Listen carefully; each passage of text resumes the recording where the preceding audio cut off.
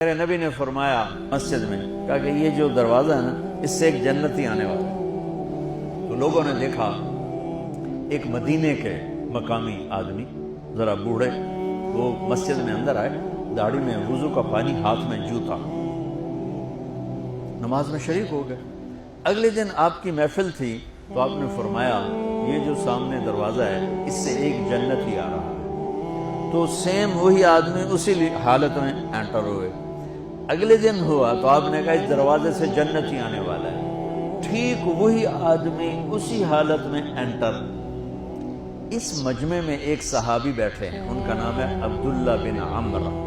یہ 1,24,000 صحابہ میں ان کی ایک اسپیشلٹی ہے کہ یہ سب سے زیادہ عبادت کرتے تھے، سب سے اتنی عبادت کسی نے نہیں کی۔ ساری رات نفل پڑھتے تھے، سارے دن کا روزہ رکھتے تھے، اور دن رات میں ایک قرآن ختم کرتے تھے۔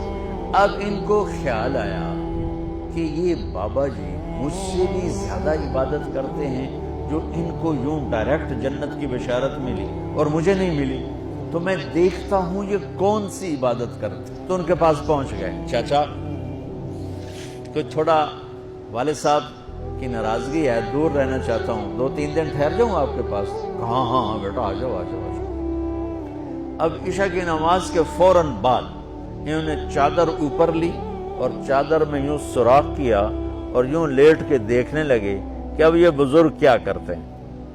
بزرگ تشریف لائے، سرانے پہ سر رکھا، اللہم بسمک اموت و احیا، سونے کی دعا پڑھی، اور تھوڑی دیر بعد خراٹے تھے۔ وہ بڑے حیران ہوئے، بھئی میرا تو خیال ہے یہ ساری رات سجدہ کرے گا۔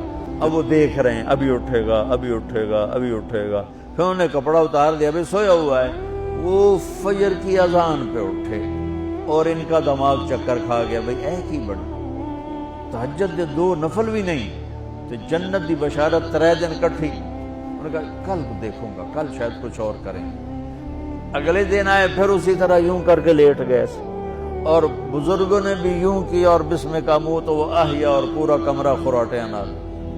وہ پھر پریشان، یہ کب اٹھے گا کب اٹھے گا؟ فجر کی اذان پہ اٹھے تو اور ان کی حیرت بڑھ گئی، چلو ایک رات اور صحیح۔ تیسری رات آئے، یہ یوں لیٹے وہ یوں لیٹے، یہ دیکھتے رہے وہ سوتے رہے، حتیٰ کہ فجر کی اذان پہ آئے تو یہ نا پھٹ پڑے، کہنے لگے چاچا بات بتاؤں؟ کہنے کیا؟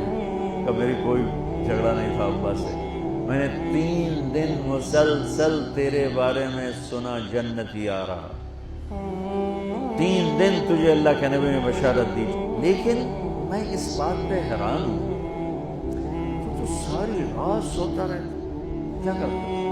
کہنے کے بھتیجے جو تو نے دیکھا ہے یہی کرتا ہوں۔ اب یہ پریشان ہے کہ اللہ کے نبی کی بات کو تو چیلنج ہو نہیں سکتا، اور جس کو بشارت دی ہے انہوں تے فٹ نظر نہیں آ رہی کہ کیسے 2 نفل آج کہ نیک لوگ تہجد نہیں چھوڑتے۔ تو کہنے لگے اچھا چلو اللہ نے ایسا ہی، اللہ کی مرضی، اللہ کے نبی کی مرضی۔ یہ 4 قدم چلے تو آپ سننا، کہا بھتیجے ادھر آ گئے۔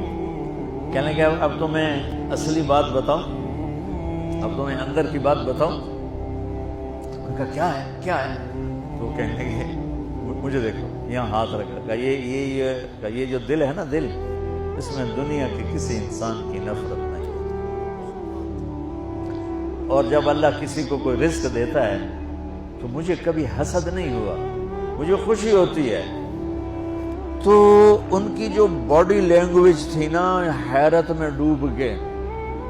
وہ کہتے ہیں ہاں بات ہے، سمجھ آ گئی، یہی سے۔ انہوں نے ایسا نہیں کیا، وہ کہنے لگے ہاذا ہوا، اچھلے اپنی جگہ سے، ہاذا ہوا، یہ چاچا اب سمجھ میں آ گیا، سمجھ میں آ گیا، یہی ہے جو آپ کا سینہ اللہ نے پاک کر دیا ہے، اس پر آپ کو جنت ملی ہے۔ یہ صرف تہجد تے نفلاں تے ان سوکھی نہیں لبدی، یہ جو آپ کا سینہ پاک ہے۔